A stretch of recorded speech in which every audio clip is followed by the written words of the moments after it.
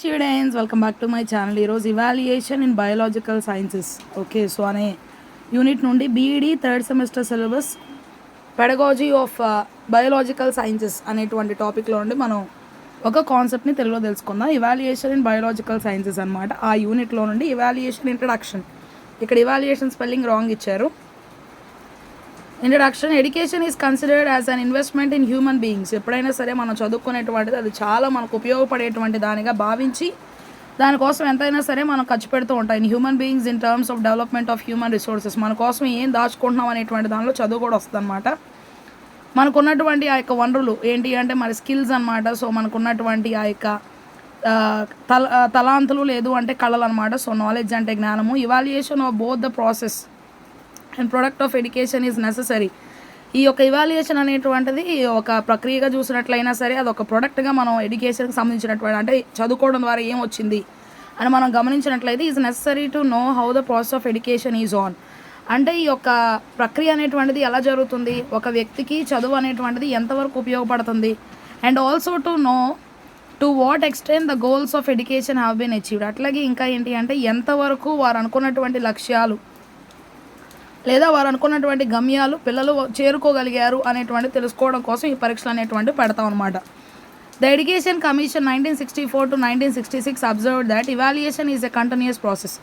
Education commission వాళ్ళు ఏం చెప్పారు అంటే 1964 సంవత్సరం నుండి 1966 సంవత్సరం వరకు ఉన్నటువంటి వారు ఏం గమనించారు అంటే ఈ సమయంలో పరీక్ష పెట్టడం, కరెక్షన్ చేయడం అనేటువంటిది ఏంటి అంటే అది ఎప్పుడు కూడా జరిగేటువంటి ప్రక్రియ అనమాట. Forms an integral part of the total system of education. Okay so ఇదేంటి అంటే కొంతవరకు మాత్రమే తెలిసేటువంటి ఒక ప్రక్రియ అనమాట. And is intimately related to the educational objectives. అట్లాగే అందరికీ తెలిసినటువంటిదే పరీక్ష ఎలా పెడుతున్నారు ఏం జరుగుతుందన్నా తెలియదు, కానీ మార్క్స్ ఎన్ని వచ్చినాయి అన్నది అందరికీ తెలుస్తుంది కదా. And is intimately related to the educational objectives. అట్లాగే ఇది అందరికీ కూడా తెలుసు అనమాట, చదువులో వారు ఏం సాధించాలని అనుకుంటున్నారు అనేటువంటిది.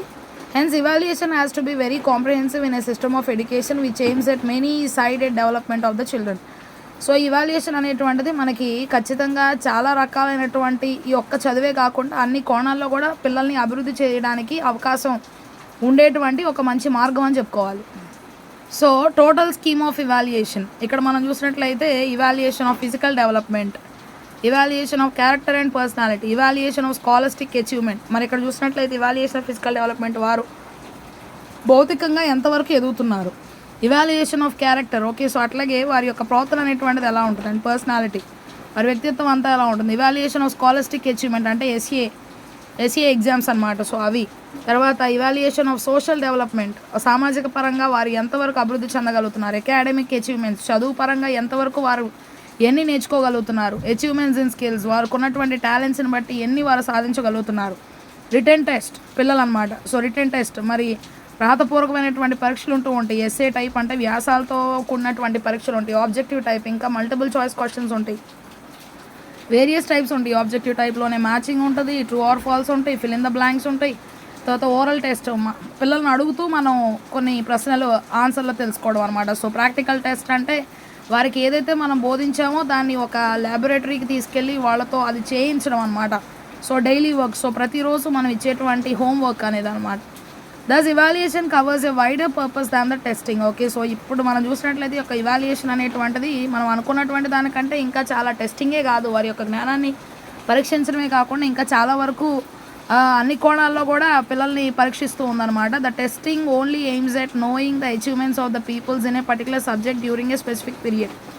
తర్వాత ఈ టెస్టింగ్ అనేటువంటిది ఏంటిది, వారి యొక్క ఎంతవరకు జ్ఞానం ఉందని టెస్టుల ద్వారా మనం తెలుసుకోవాలనుకుంటే చిన్న చిన్న టెస్టులు పెట్టి అప్పుడు వారు ఎంతవరకు సాధించగలిగారు, ఎంతవరకు వారు చేయగలుగుతున్నారు అనేది ఒక సబ్జెక్ట్ ద్వారానే మనం తెలుసుకోగలం, ఒక పీరియడ్లోనే, ఒక సమయంలోనే.